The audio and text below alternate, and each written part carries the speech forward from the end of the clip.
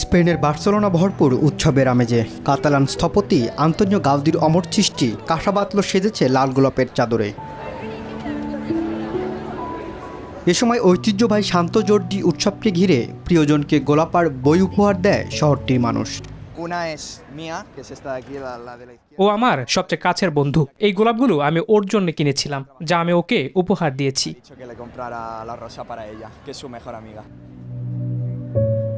মধ্যপ্রাচ্যে যুদ্ধের ফলে বিশ্বজুড়ে জ্বালানি তেলের দাম বেড়েছে, যার সরাসরি নেতিবাচক প্রভাব এসে পড়েছে স্পেনের ফুলের বাজারে। যেখানে শান্ত জর্জি উৎসবের প্রায় ৭০ লাখ গোলাপের ৯০% আসে কলম্বিয়া ও ইকুয়েডর থেকে।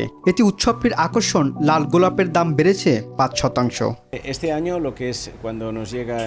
এ বছর আমাদের খরচ ৫ থেকে ৬% বেড়েছে। তেলের দাম বাড়ায় পরিবহনে বড় প্রভাব পড়ছে। তবে ক্রেতাদের কথা মাথায় রেখে আমরা চেষ্টা করছি দাম খুব বেশি যেন না বাড়ে। তবে গোলাপের এই বাড়তি দামও দমাতে পারেনি শহরটির বাসিন্দাদের। প্রিয়জনকে গোলাপ উপহার দিতে ঠিকই রাস্তায় নেমেছেন শহরটির মানুষ। রনি আহমেদ, নিউজ 24।